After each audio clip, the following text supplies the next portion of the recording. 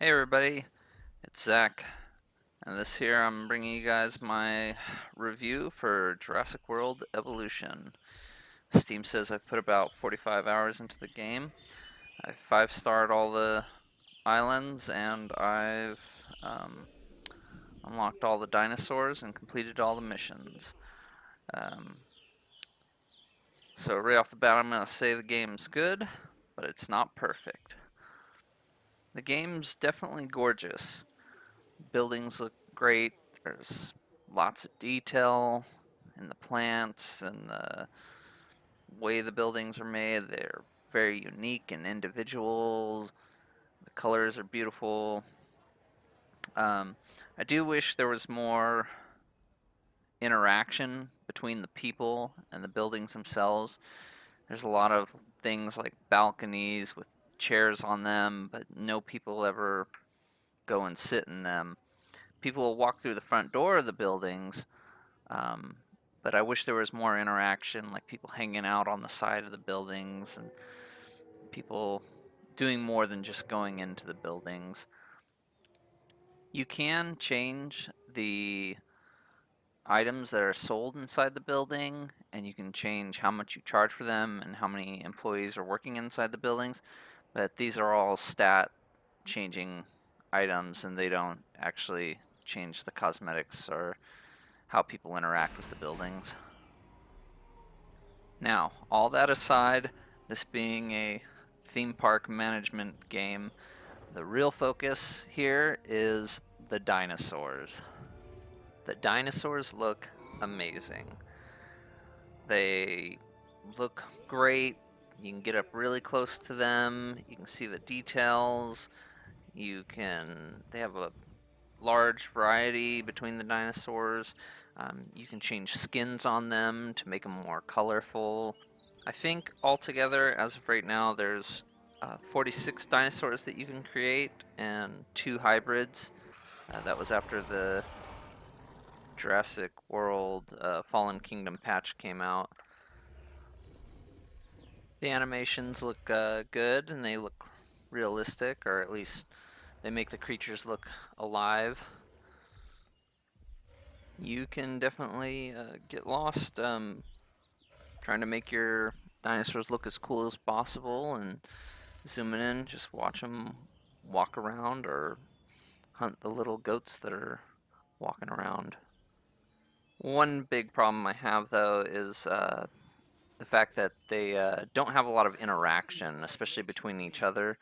The dinosaurs basically at most will gather in groups and just kind of like talk to each other, I guess, for a moment, and then other than that, they walk around as individuals. So let's get into some gameplay here. In order to create the dinosaurs, you have to create an expedition center, and you go into the main menu, and you go into the expeditions uh, map, and you click on these varied locations around the world, um, and your expedition team will go and collect the fossils for you. And then you take those fossils, you extract the genomes out of them, the dinosaur genomes, and then you go to the Hammond Center and you can choose which dinosaur you want to create. You can modify the genome further by going into mod genome, and then you can select different modifications to put in there that will increase their lifespan or increase their strength or their defense. And you have to control the dinosaurs once they've been created by creating operational buildings like a ranger station, an ACU station. You also have to have power, and these buildings can be like modified. You can put in upgrades on them that will increase various different things that they do. You can also change the skins on things like your helicopter or your jeeps, your rangers. You need these buildings to help out when you get like when there's storms, buildings get damaged, your fences get damaged, dinosaurs can escape. The ACU helicopters will tranquilize the dinosaurs, and then you can put them back in their pen. You can also create the storm defense stations, and they'll protect the buildings around from being damaged during the storm, even though they can still be damaged, but they're just less likely to be damaged. Basically, the driving force behind the game is you trying to increase your reputation with the three factions, divisions. There's a science division, entertainment division, and a security division. And as you increase your reputation with them, it gives you unlocks like extra upgrades, or opens up different dig sites for dinosaurs, things like that. Um, all three factions have a mission for each island, and these missions you kind of complete to progress the story. And once again, it unlocks more things, and you earn money every time you complete their missions, or the contracts. The contracts are what increase the reputation for these people. As you can see here, I just unlocked the Allosaurus by increasing the science division's reputation. Um, the other driving force behind the game is trying to 5-star all the islands. Right, that just it's showing you like how good you're doing on your island, how happy the guests are, and how well the dinosaurs are taken care of. You just you go into your little click on little 5 stars down here, and then you can look at the stats and see what you need to increase in order to get the 5-star rating.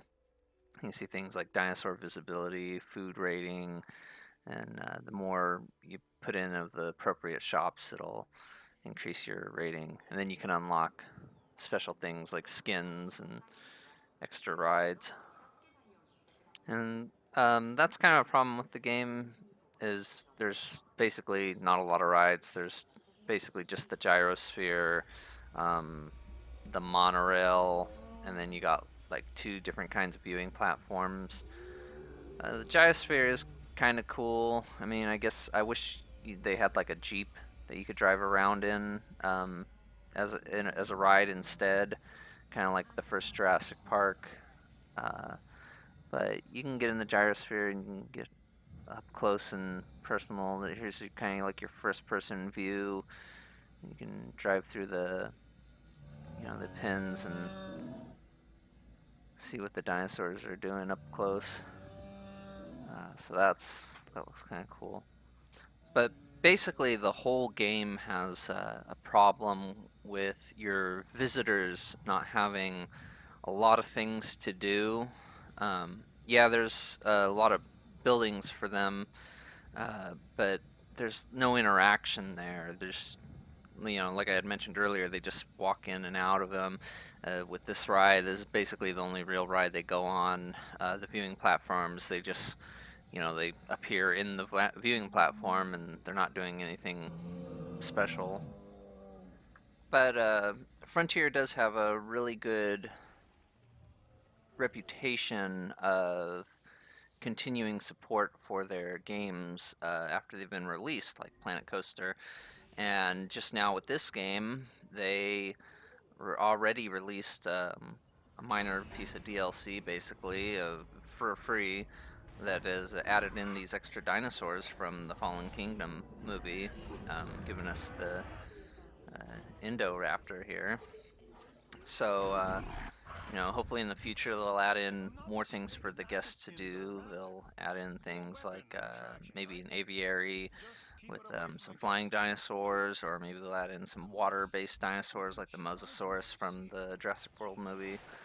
Um, yeah, so overall, I think here's where I give my little score. I'm probably going to give this game about a 7 out of 10. 7 out of 10. It's good. It's definitely, I think, worth the money that you pay for it. But it's not perfect.